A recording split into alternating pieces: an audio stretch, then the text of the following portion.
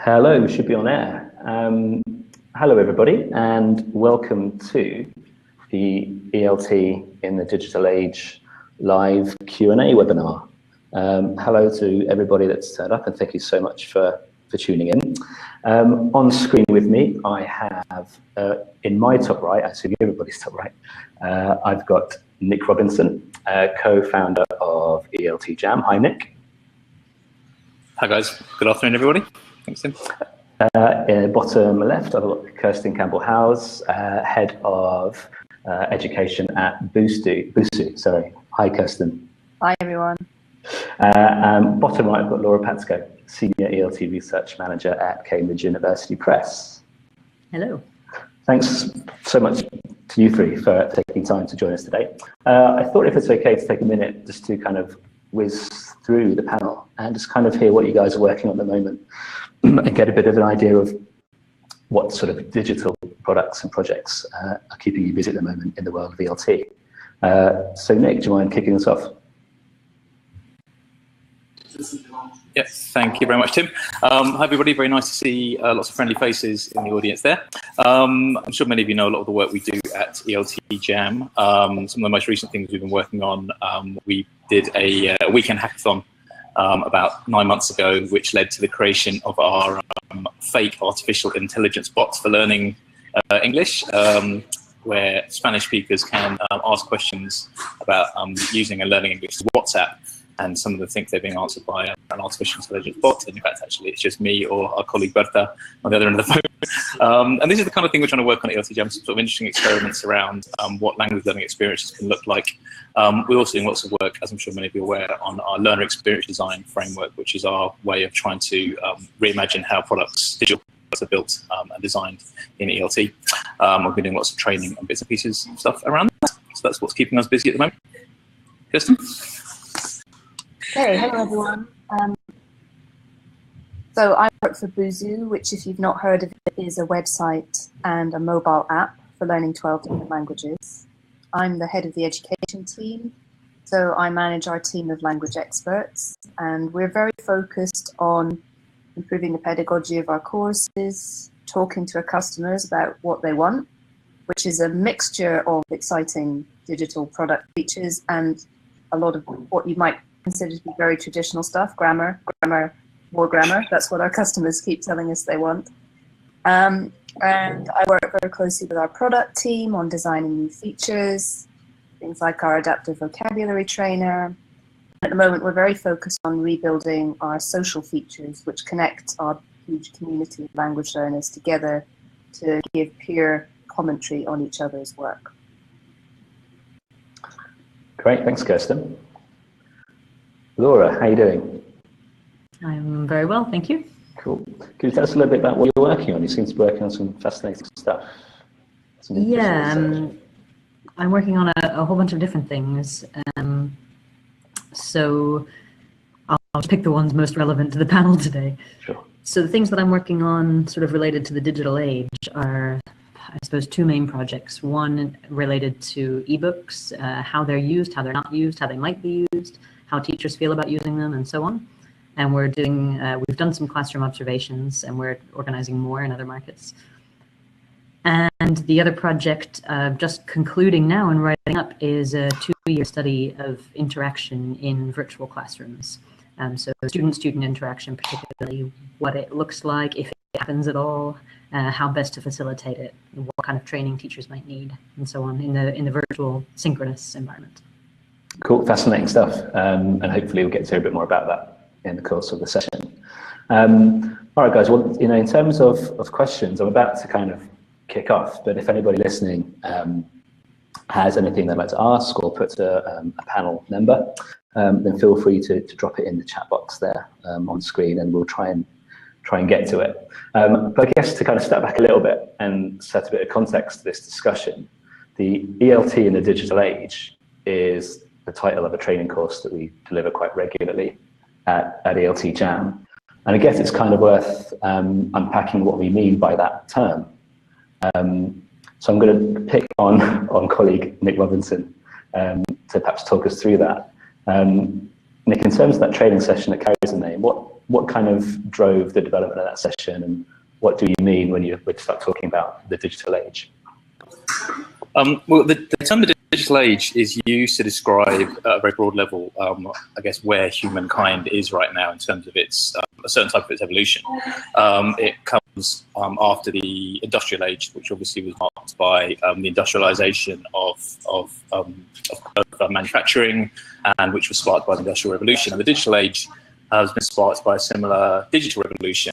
And the main difference, I suppose, now is we're moving out of an age where economies are built around manufacturing and industrialized manufacturing, and more into an age where economies are built around information and the exchange of information. A kind of broad sort of macroeconomic level that's what we're talking about. I think more specifically what it refers to that's useful for us is the idea of living in an age where connectivity or connectivity to the internet is ubiquitous, and I'll put a few caveats around that in a second. So essentially, when you talk about what's happening in the digital age, you're talking about what happens when the majority of people are able to connect to the internet easily. And that has, of course, all kinds of knock-on effects and various different things. So the caveats really related to that are how widespread is that connectivity? So when we say users connectivity, what do we mean? Because there are obviously huge variations in terms of geography, socioeconomic factors, that kind of thing. There's also huge variance in terms of schools as well. Anyone who's gone on done research trips will know that you walk into some schools in countries where you would expect a high engagement with digital technology, and you find technology almost banned from the classroom, kind of thing. So the first thing we have to think about is how ubiquitous that connectivity is, and the second thing really is through what medium does that connectivity take place, and increasingly that connectivity is taking place via mobile. Which is why we're seeing the huge increase in mobile in many different industries, and education being one of them. So generally speaking, what we start to see in terms of themes, I suppose, emerging through in the digital age are things like efficiency, personalization of experiences, the role of data, things like the commoditization of content and information, and the sale of that kind of content and information as businesses, and also a huge amount of things around things like automation, which is something that's becoming increasingly common as technology advances. So hopefully, in a nutshell, that kind of sums up what I understand really is the digital age. I mean, Laura and Kirsten, I don't know if that sort of chimes with how you view that phrase. Yeah, if I can, I don't have much to add to that. I think it makes sense. I like the way that you situate it against the industrial age, because my knee-jerk reaction whenever I hear phrases like the digital age is, why are we always adding more labels to things? Is it really helpful? But I think your point about people being focused on exchange of information and the associated implications for their patients and the amount of time they're planning to spend on things, I think that has educational implications. I don't know if Kirsten feels the same.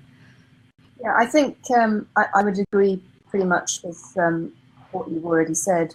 I think it's important to situate us at what I assume is the very beginning of the digital age. You know, I was a language teacher 15 years ago when I started out, and apart from a photocopier, there wasn't much that we would consider digital now that I was using, and that was only 15 years ago. So I think it's worth just situating ourselves there and recognizing that a lot of the people that we try and reach out to through our work are maybe not even at the beginning yet, which is something that I'm constantly bearing in mind in my work. Okay, yeah, absolutely. So we can kind of perhaps place ourselves, let's say, Kirsten, at a fairly early stage of this age that we're entering into. So given that, I'm going to address the first question to Laura, if I may. And that's, in your opinion, what are some of the biggest trends that are primed to impact or that are already impacting the ELT industry when we start talking about this digital age?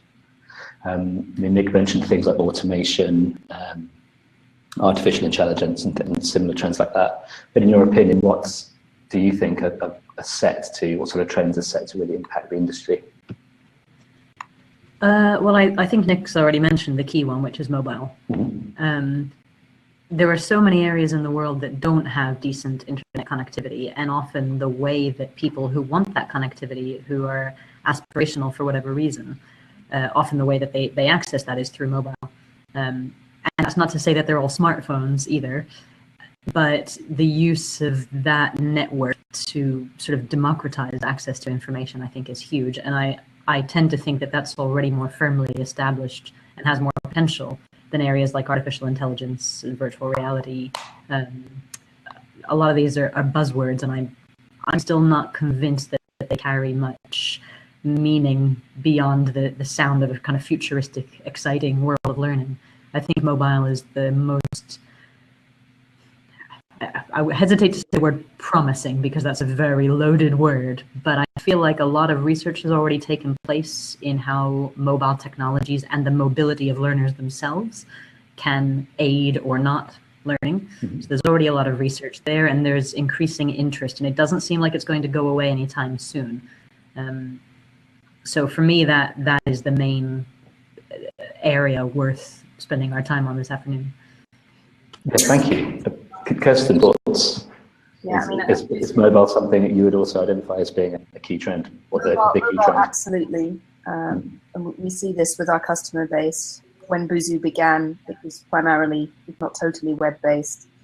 And I don't think we'll ever see a day where web disappears entirely, but mobile is definitely taking over. And my work in the ELT industry has progressively moved from web to mobile as well. I've seen this in all regions. Other areas, I would very much agree with Laura about virtual reality, augmented reality. These things are fascinating, they're interesting, they're definitely worth putting R&D budget towards. But, given that so many people are still learning English and other languages in bricks and mortar classrooms from textbooks, they're not showing us the way yet. Whether they ever will, I'm not sure. For us, social is a big theme. Connecting people through platforms on web and mobile. And asynchronous communication is another big one that I'm seeing more and more of. And I'm seeing more and more language learners getting more out of asynchronous rather than synchronous conversation. We used to build technology that was Skype-like and got people into the same space. When I talk to early stage language learners, they often tell me they're not ready for that. But what they are ready for is a more unthreatening asynchronous chat environment where they can prepare what they're saying and respond sort of thoughtfully towards comments that are given to them. And actually, if I can just pick up on two quite interesting points that Kirsten just mentioned, one being that in her own work, in your work, Kirsten, sort of seen a move from web to mobile. I think that transition, we're conceptualizing them as two different things, but I suspect that a lot of users don't really make a distinction over whether they use something in a web environment or a mobile environment anymore. They just conceptualize the environment, the place where they go to learn, the place where they find information. So even though it's convenient for us to talk in developmental terms about two different platforms or two different systems, I think a lot of learners probably don't see it that way. And the other point I wanted to make, just to pick up on a specific phrase you used, Kirsten, was about it's worth putting R&D budget towards things like virtual reality or augmented reality. And I think it's just important to remember what the R&D stand for, is that we are still very much in stages of researching and developing these technologies. I don't think they're going to take off massively anytime soon, because although I'm a big believer in practitioners leading research and leading development, how many practitioners have budget to research things like augmented reality and virtual reality? So I think really that's still just very, very early days, and it's always hard to predict the future. But it seems like we agree that mobile is an environment and a tool that deserves the attention it's getting at the moment. Absolutely, yeah. Yeah, thanks, Laura. Yeah, brilliant. Nick, mobile as the pressing trend in digital ELT. Yeah, absolutely. I think it's interesting when you hear people talk about mobile learning in ELT, because they quite often, I've heard people occasionally push back on it and say, well, you can't really do much with learners' mobile phones in the classroom. And I think that sort of misunderstands a little bit what maybe mobile learning means to a lot of people. I think the idea that of getting learners to use their mobile phones in class is great, and I think there's been lots of good work done around the pedagogy of that.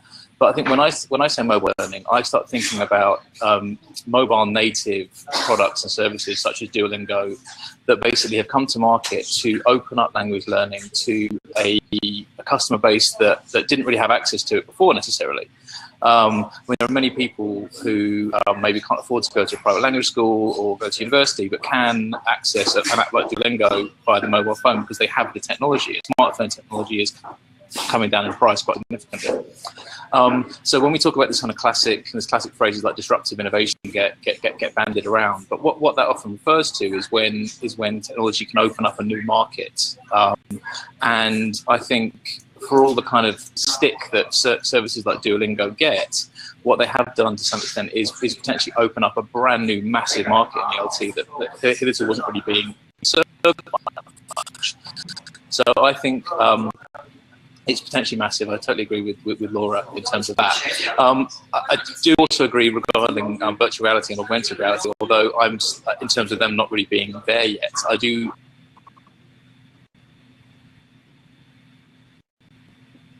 I think we've got a bit of a dodgy connection there, yeah. Nick.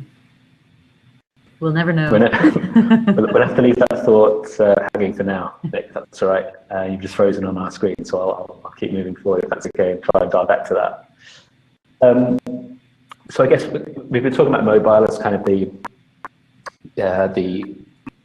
definitive importance, like you say, and Laura, I think your points about it kind of being for learners, not necessarily a platform choice. It's just kind of a mode of interaction for them they perhaps don't see as being different to sort of web and the difference between web and mobile. And that starts me, or leads me to the next question about ELT publishers or people contributing to the ELT space with products. Let's take ELT publishers specifically. Do we think that they are paying enough attention to that mobile trend, to that sort of the way learners are reacting in the way that they are to mobile products? Laura, again, I hope you don't mind picking on you, but if you don't mind picking up on that point. I'd be surprised if you did, given that I work at a exactly, yeah, I thought I'd come to you first. So, sorry, your question was, are they paying enough attention to that? Are they paying enough attention, yeah, and how should they, or how are they reacting to that trend?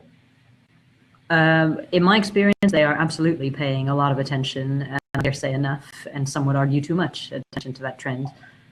I'll be interested to know actually what Kirsten thinks on this point, given that she focuses much more in this particular format, or at least on the digital side, whereas at CUP we cover digital and print and teacher training and all kinds of things. I think the most pressing thing for anybody focusing on it is just to remember that pedagogy always comes before technology. And I think that's where the risk, that the question you ask is an interesting one, because it sort of assumes that there is a level that would be enough or too much, or that there's some sort of point where we could say, okay, that's enough attention. I think we're in danger of tipping over into too much attention if we forget why people are even trying to do these things in the first place. Well, they want to learn a language. What is the best way to help them do that? And if we can identify what's required to learn a language and to progress on that journey, then we can work out where technology would help, rather than using it just for the sake of it. Yeah, thanks you. And Kirsten, as Laura said, how does that sort of compare to the experience of Buzu, that sort of migration from web to mobile? Yeah, I mean, I guess you could say we are purely digital. I got something dropped into my inbox this morning talking about the size of the global education technology market, forecast to grow 17% to reach £190 billion in 2020, but only 2% of the education market is currently digitized. Now, I believe the ELT market represents something like 6 billion, with a sort of similarly small piece of the pie currently digitized. And so that's why we do what we do, because we envisage that segment of the pie growing. But I think one of the trends that sort of gets ignored a bit is affordability in language learning. And what I see from talking to a lot of our customers is they can't afford to spend even very small amounts of money per month in certain markets on education products. And that's a trend that sort of, I'm not sure how big or how quickly that portion of the pie is going to go digital, but it's something that publishers of all kinds, whether they're textbook-based or digital-based, need to be thinking about the affordability. How are people going to afford these products in the future? Absolutely. And I think if they can afford them, do they know what to do with them? Yes, that's another good one. Yeah.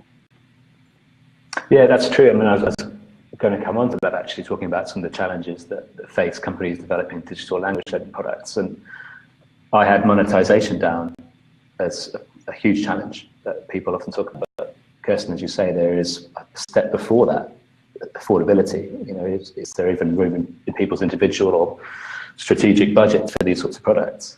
I mean, how do you go about kind of assessing that or validating that from a product perspective? It's a tough one. In my previous incarnation, I was working on mobile products in Rwanda, and we did a lot of talking to customers, and they all said, "Yep, we really want to learn a language, and we will pay for it." But they actually didn't. There was never enough money in their mobile wallets to do it. So it's very hard sometimes when you're trying to gauge people's propensity to pay. They are enthusiastic and they do want to learn, but when it comes to it, when they actually have to make that financial decision, often the money isn't there. So you really have to go by what people do rather than what they say when you're doing the research into affordability. Yeah, absolutely. I'm finding it a bit negative. I mean,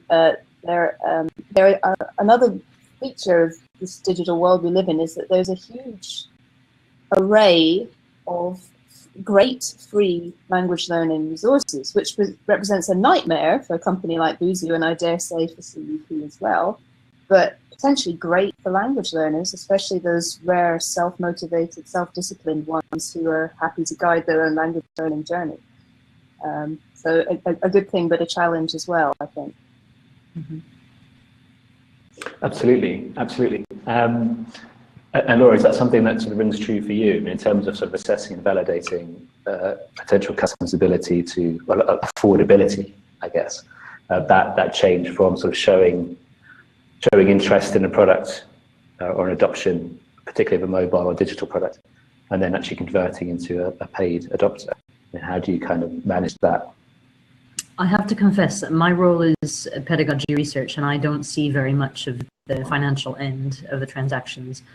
Which I like. I prefer to be pedagogically than commercially minded, but I couldn't really comment on, what makes interest turn into adoption from a financial perspective. The one thing that has really struck me since joining a publishing house, CUP, 2 years ago, because before that I was teaching and training, so I was on the adopter end rather than the producer end. But one thing that's really struck me is how often the people making the decisions about what to adopt are not the teachers themselves. Yeah. So it's one thing to have discussion with practitioners, with teachers and learners about what they use or don't use, or what they need or don't need, or what they want or don't want, but it might not be their choice in the end. And I have done research with some institutions where we've talked about their adoption of a new technological tool, for example, and we've started with some general questions. How did you find this adoption? Why did you start? What was it like at the beginning? And you hear things like, "Oh, well, I told 1 week before that everybody had to use an iPad," and I think, right. "Gosh, you poor thing," because it wasn't their choice to make the adoption. And so it's quite complicated. There's so many layers of affordability and accessibility, and who is the end user? Who are we talking about? Are we talking about the learner, or about a teacher, or about a trainer, or about a manager who's choosing something for their whole institution? That surprised me. That's a really interesting point, and I guess to pick up what you said, I mean, your role, Laura, as you said, is more sort of pedagogy focused. So I guess the question I have is, if looking at these products from a pedagogical perspective, but knowing that there's that sort of spectrum of users in terms of decision makers, teachers, you've got the students who ultimately should be benefiting from these products. How do you kind of what sort of content development thinking goes into kind of managing a product that needs to, at some point, have contact with all of those people, that needs to demonstrate, I guess, its efficacy, if I can use that, to the key decision makers, but also the actual benefit to the learners at the end? How do you manage all of those different users? I think you manage it by keeping in the forefront of your mind the one reason why we're having these conversations at all, which is that somebody at the end of the day wants to improve their English. And that's a very easy message to communicate and discuss at whatever level of management or teaching. You know, managers want things to be cheap and efficient. By managers, I mean people making financial decisions, institutional managers. They want to be able to afford the materials and the training that you're recommending, and they want to know that they're effective. So you end up having a conversation about learning. Is it effective? Does it work? Teachers want to feel like they're making a difference, like they're helping their students learn. I don't believe any teacher goes into the classroom thinking, oh, I'll just make something up and see if they believe it. You know, I think people want to actually teach well. So again, you end up having a conversation about learning. Will this help someone learn? And the same with learners. You talk to them about why they're there. Why are they learning? What difference does tool X or book Y make to them? So I think you can manage their different expectations by reminding them of what they all have in common. Yeah, okay, great, yeah, that's great. And Kirsten, is that something that resonates with you? I mean, I guess Buzu's model is a little bit different. I guess you would deal with learners primarily more directly, would that be fair to say? Yes, talking about digital trends, one of the tools we use at Buzu is a piece of software called Intercom, which has completely revolutionized, I see you nodding there, you've heard of it, the way we connect with language learners. We can address them directly through in-app messaging and emailing. We can target segments of our population. We can find out who's been doing what, and then email them and say, hey, you've just tried our new vocab trainer feature. What did you think of it? So we can have this very, very direct conversation with the people who are using our products. We can target segments so that we get statistically significant information. And that really has had a great influence on our product decisions. It really allows us to sort of hone in on what we need to know in order to make product decisions. And that would not have been possible, I think,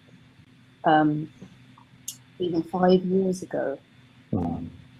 Is it possible, could you share an example of where, you know, sort of an aha moment, as it were, that kind of came about through that interaction with gosh, there have been so many.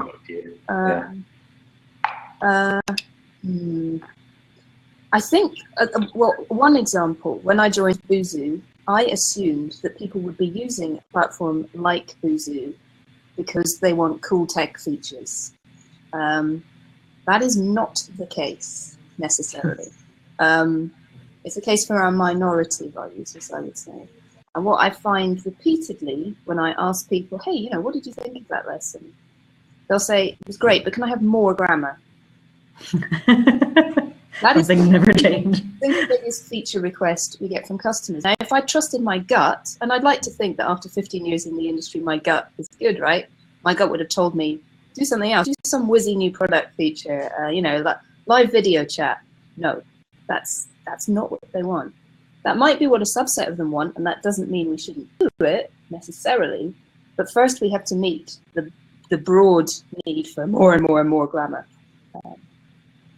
That's just one example.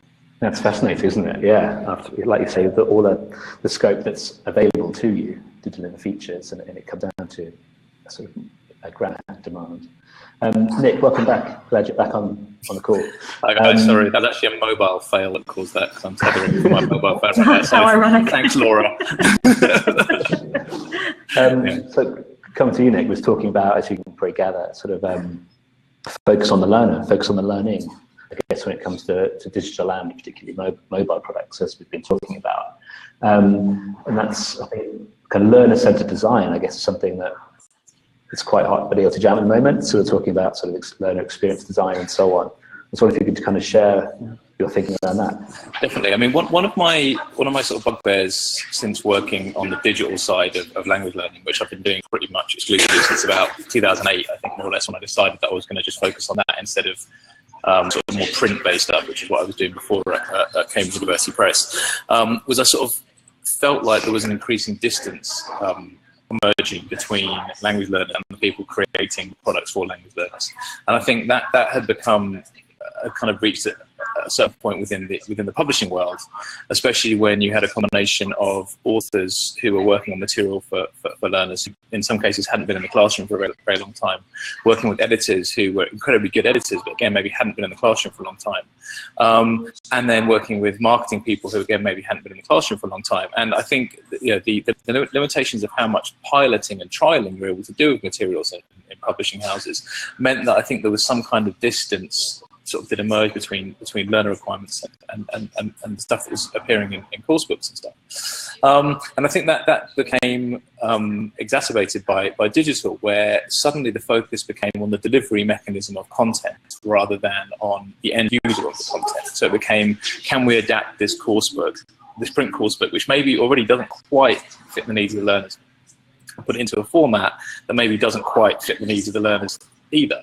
So I think this was an emerging frustration for me as I sort of watched ELT publishing specifically move into this kind of more digital phase. So we started looking into a lot the kind of concepts of things like user-centered design and that kind of thing, just out of interest more than anything else at the start. And I became very interested in this concept of user experience. And this idea that good digital products allow you to sort of achieve whatever goal you need to achieve in a very frictionless way, often with some level of delight attached to it. And it was from this idea that we kind of came up with this concept of learner experience, which is, well, what does that look like specifically in the context of language learning? And for me, it has two components really. One is effect and one is affect, which is one way you can look at it. One would be something with a good learner experience, something that's very learner-centered, would be very effective or efficient in terms of how it allows you to learn, but also there would be affective elements to it, i.e. it would take into account how people felt and this kind of more emotional side of it, which would hopefully bring about something, a sense of positivity and a good feeling around learning. So this is what we're experimenting with at ELT Jam at the moment, is what happens if you apply those same kind of principles that have gone into the design of user experience, especially in digital learning products, and apply them specifically into the realm of learning. And in fact, it doesn't need to be necessarily just digital learning. This is the kind of thing that could work. We've spoken to people that are doing this kind of learning design really around private language schools as well, but thinking about reimagining the whole experience.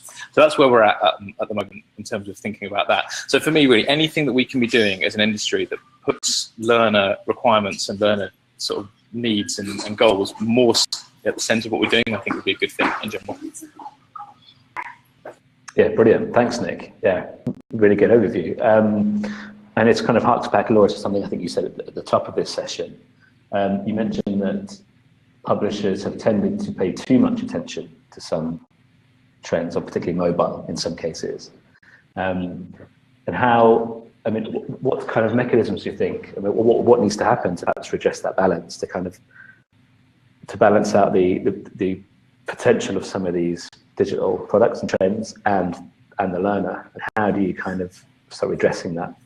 Well, if you don't mind me, I've got a few little thoughts. Yeah. On that. I mean, for me, there's a lot that could be learned at the moment for looking at how technology companies work, and I wonder if your experience at Kirsten, I'm sorry, your experience at Buzu, Kirsten, is very different to how a lot of people in a similar position to you working in publishing houses would feel, where I think when you've got ways of working that are based around the delivery of software, things tend to move a lot faster, things tend to be a lot more user-focused, things tend to be a lot more, all these buzzwords, I hate saying them, but things like iterative and that kind of thing, because that is just the way software is built. And that's something in ELT publishing we've never really had, we've never really needed to have, because we were able to spend 3 or 4 years getting a product to the market. Whereas that's not really an option if you work at a technology company, because the technology is moving so quickly. So I think, generally speaking, something structurally and culturally has to be looked at within publishing to sort of look at the idea that product life cycles, that kind of stuff, needs to be moving at light speed compared to where they are now. And one thing we talk about quite regularly in our training sessions at ELT Jam is this idea that a lot of technology companies work on 3-month cycles in terms of objectives. They try and do a lot of work on their products in 3-month increments, whereas in ELT publishers it tends to be yearly at best, and sometimes 3 to 5 years strategically. So I think anything that could speed up product development and speed up learning from speaking to learners and finding out what's going on in the classroom and getting that back into product development would be a good thing. I don't know how that feels from inside CUP, Laura, in terms of feasibility.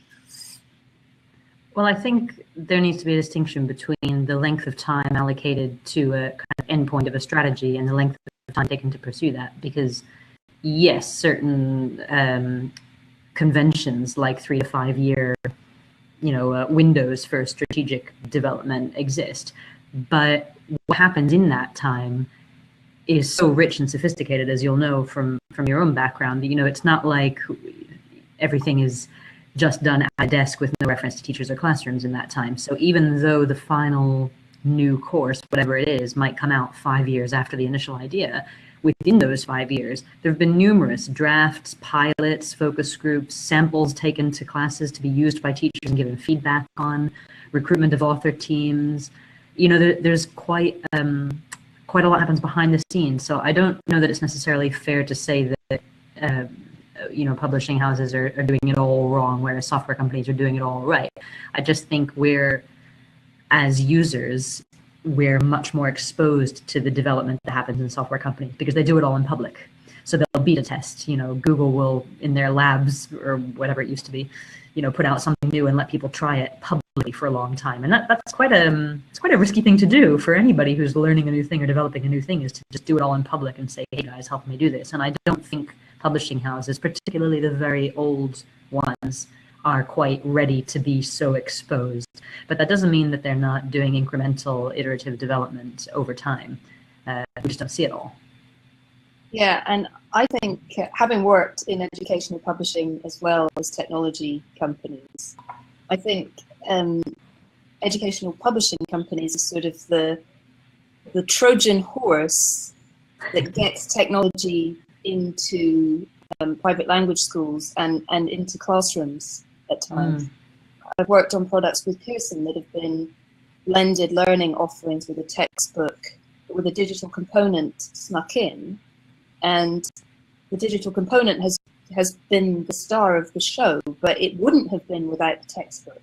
Right. I think that's a really good point. So, yeah, I agree with Laura. Technology companies don't, I think a lot of what technology companies do in the language learning space would not be possible without what educational publishing companies have done or are doing. And I think, we refer to the markets like this big monolithic, but it's a collection of teachers, which by definition is a collection of people. And people get quite frightened by dramatic change, especially if you say, we've got this new exciting thing here, have a go and let us know. They don't have time. They're so busy, so overworked and underpaid. And I think they put a lot of trust in expertise. They put a lot of trust in our expertise to develop stuff, listen to what they say and then go away and get on with it, and maybe don't want to be so involved. I know that sometimes, you'll take a particular innovation to a group of people, in our context, teachers, and they're just not ready for it.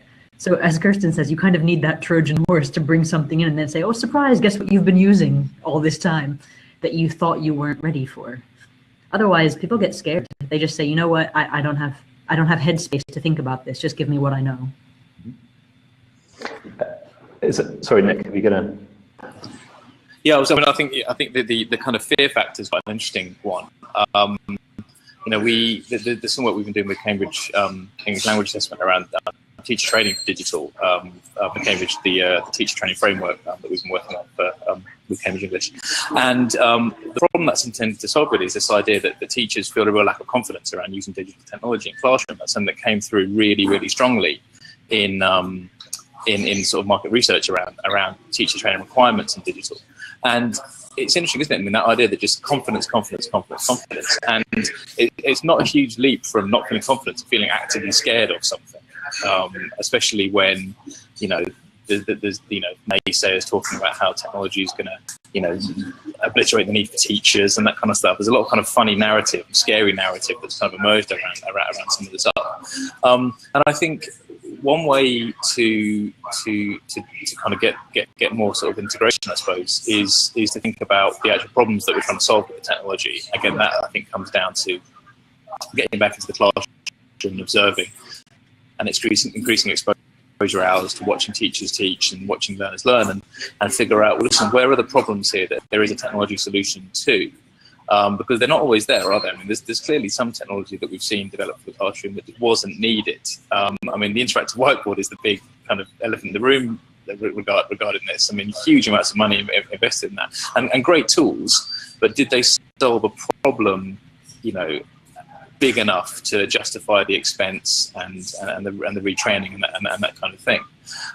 So I think you know, it's interesting. I love your Trojan horse analogy, Kirsten. I wonder if we could figure out a way of not having to sneak the technology in by making it so clearly useful from the word go that there was never ever a question in a teacher's mind or a student's mind that they should use this thing, because it just solves such an elemental problem for them that it would just be a delight and something you'd easily Losing you again. Losing a bit, Nick, but I'd be crazy not to.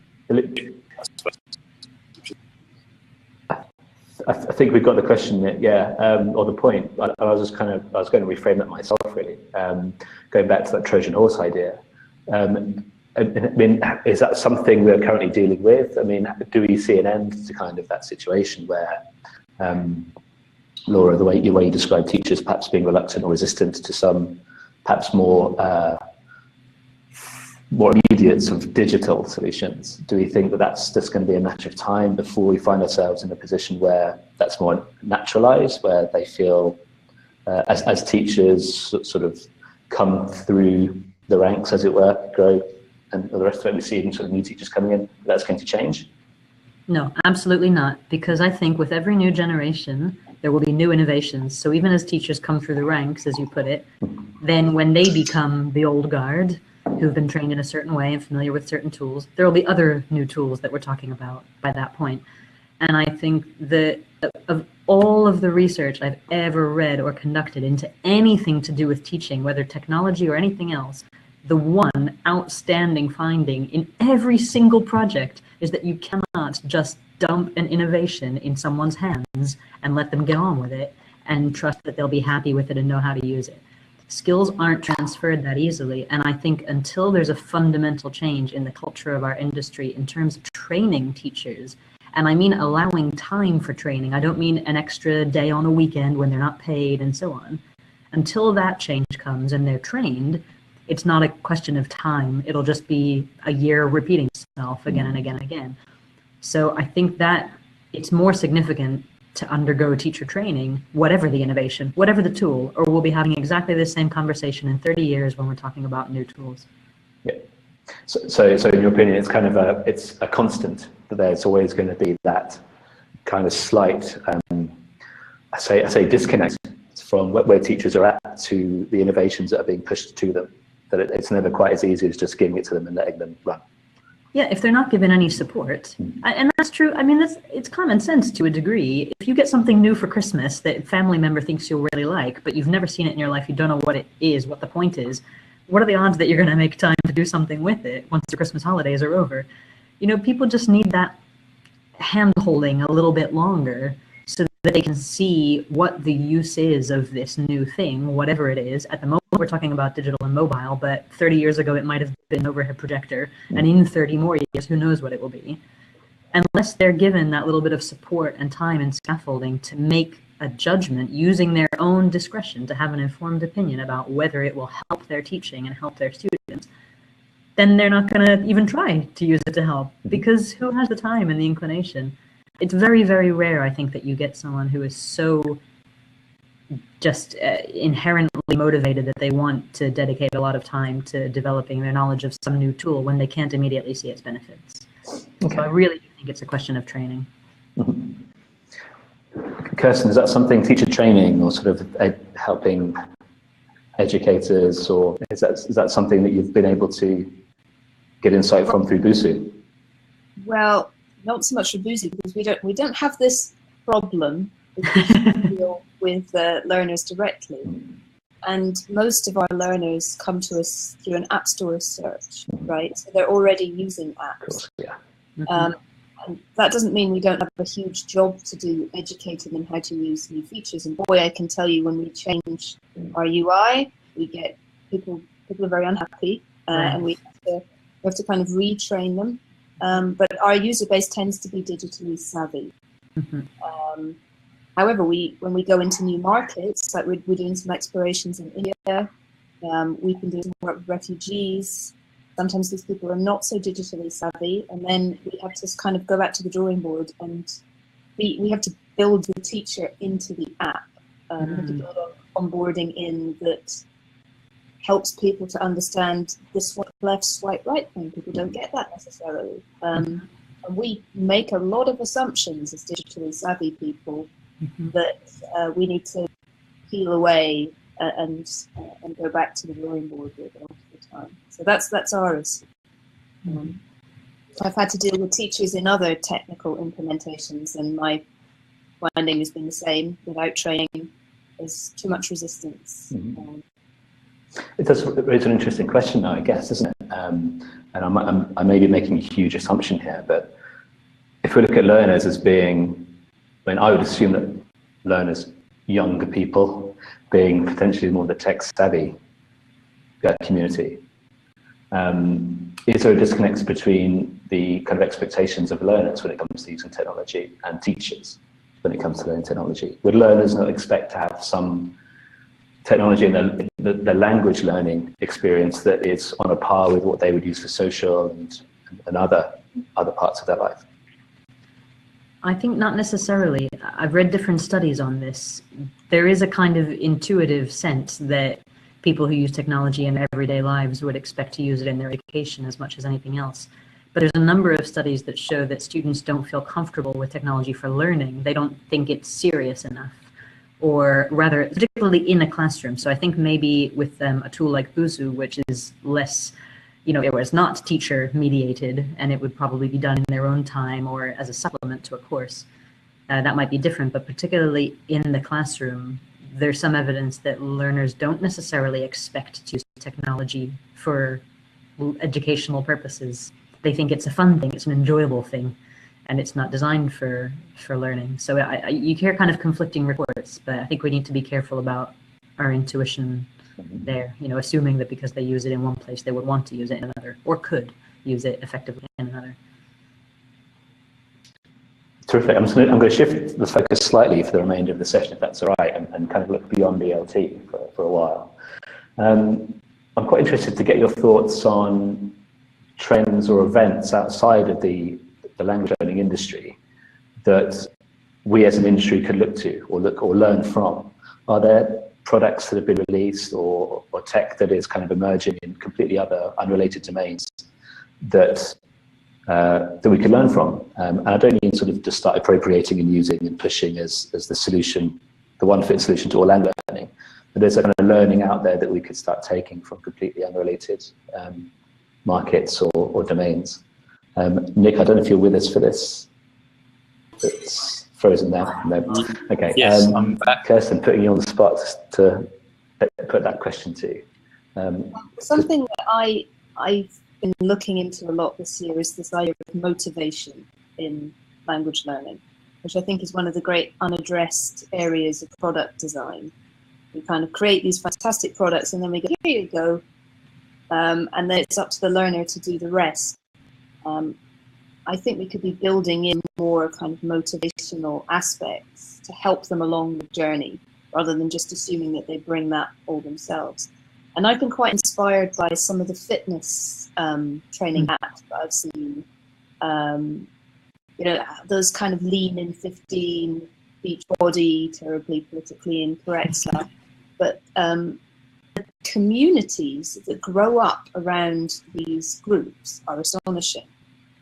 There are support groups on Instagram, on Facebook, people who are doing these programs at the same time, clubbing together and sharing advice and motivational stories and pictures, and kind of, it's really inspiring to see that community spontaneously grow up around a product, a digital product. Those are almost features that have not been built into the product, they're incidental. But I think language learning could take an awful lot from that. At Buzu, we're very focused on a social community anyway, but I think there's more that we could be doing to allow people to sort of make their language learning visible.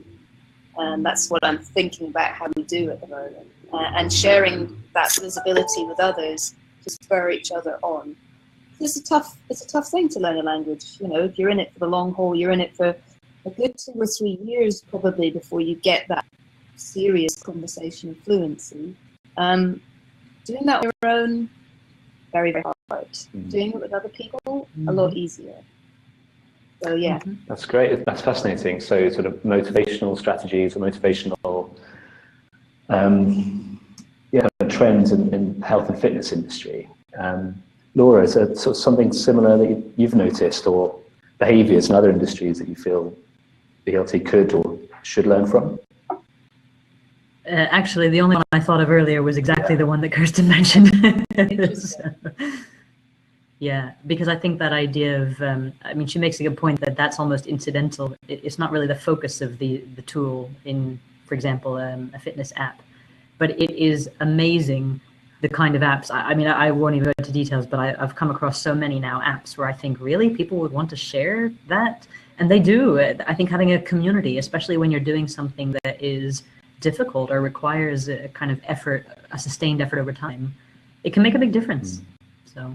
That's awesome. That's great. Thanks, guys. And I think we'll probably wrap there. We've been on the call for a good 50 minutes, and I think we've covered a ton of great stuff. And I want to thank you both, Kirsten, Laura, and Nick in absentia for his for all of your time. And we've touched on some really great stuff.